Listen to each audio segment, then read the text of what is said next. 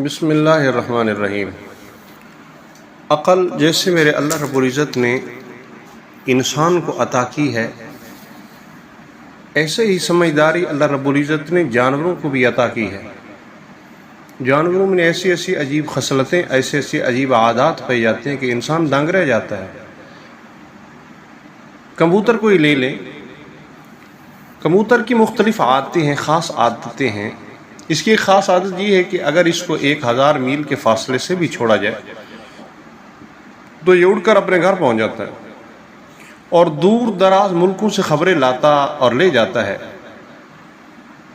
اور ان نامہ بروں میں سے بعض ایسے بھی ہیں جو ایک دن میں 3000 فرسخ کا فاصلہ، 3000 میل کا فاصلہ طے کر لیتے ہیں۔ اور یہ بھی دیکھنے میں آیا ہے اگر کسی کا پالتو کبوتر کہیں اور کسی وجہ سے پکڑا گیا اور 3 سال یا اس سے بھی زیادہ مدت تک اپنے گھر سے غائب رہا، مگر باوجود اس طویل غیر حاضری کے وہ اپنے گھر کو نہیں بھولتا اور اپنے اثبات عقل، قوت حافظہ اور کشش گھر پر برابر قائم رہتا ہے، اور جب کبھی اس کو موقع ملتا ہے اڑ کر اپنے گھر آ جاتا ہے۔ شکار کرنے والے پرندے اس کی گھات میں رہتے ہیں، مگر جس قدر یہ باز سے ڈرتا ہے اتنا کسی دوسرے پرندے سے یہ کبوتر نہیں ڈرتا۔ حالانکہ اس کی پرواز باز سے کافی تیز ہوتی ہے، لیکن باز کا خوف اس قدر ہوتا ہے کہ اس کو دیکھتے ہی اس کے بازو ڈھیلے ہو جاتے ہیں، اس طرح مرعوب ہو جاتا ہے جیسے گدھا شیر کے سامنے، بکری بھیڑیے کے سامنے، چوہا بلی کے سامنے بے حس حرکت کرتا ہے، ہو جاتا ہے۔ کبوتر کی طبیعت میں ایک عجیب بات یہ بھی ہے جو کہ علامہ ابن قتیبہ رحمہ اللہ نے عیون الاخبار میں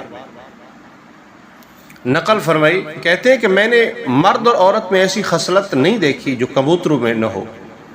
کہتے ہیں میں نے کبوتری کو دیکھا کہ وہ اپنے جوڑے کے نر کے علاوہ کسی دوسرے نر کے قریب نہیں آتی، نہ کسی دوسرے کو قدرت دیتی ہے اور نہ ہی نر کسی دوسری کبوتری کی طرف میل ہوتا ہے۔ البتہ جوڑے میں کوئی ایک مر جائے یا بچھڑ جائے تو دوسری بات ہے۔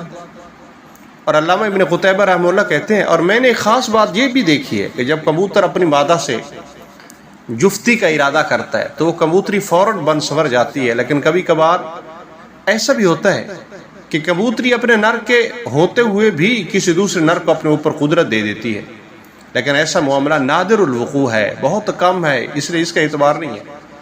اور بعض دفعہ کبوتری کبوتر پر اوپر سوار ہو جاتی ہے، مگر کہتے ہیں کہ اس طریقے سے وہ اگر جفتی کرے تو اس سے انڈے تو پیدا ہوتے ہیں مگر ان انڈوں سے بچے نہیں نکلتے۔ بعض دفعہ ایسا بھی ہوتا ہے کہ نر پر اور مادہ مادر پر چڑھ جاتے ہیں۔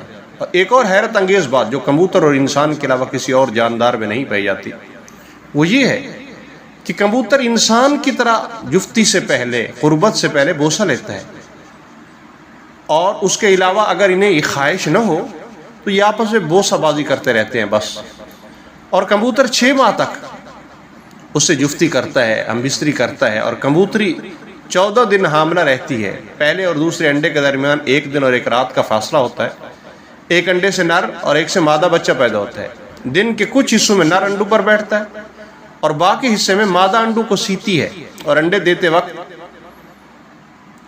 انڈے دینے کے بعد اگر کبوتری اپنے خانے میں نہیں جاتی تو کبوتر مار کر اس کو خانے میں لے جاتا ہے اور مستقل اس کے پیچھے پیچھے پھرتا رہتا ہے۔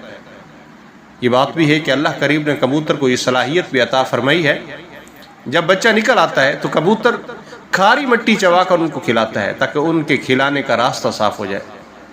فسبحان اللطیف الخبیر الذی اعطی کل نفس ہداہا، پاک ہے وہ ذات جو لطیف و دانا ہے، جس نے ہر جاندار کو اس کے مناسب ضروری ہدایت عطا فرمائی۔ ارسطو نے کبوتر کی عمر کے بارے میں یہ خیال ظاہر کیا ہے کہ عام طور پر کبوتر کی عمر 8 سال ہوتی ہے۔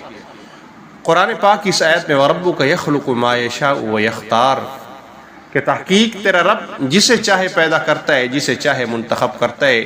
اس آیت کی تفسیر میں علامہ سالوی رحمہ اللہ علیہ نے وہب ابن منبہ سے نقل کیا ہے کہ اللہ کریم نے چوپایوں میں سے بکری اور پرندوں میں سے کبوتر کو اختیار کیے ہے، یعنی اللہ رب العزت نے اس کو پسند فرمایا، کیونکہ یہ سمجھدار ہیں۔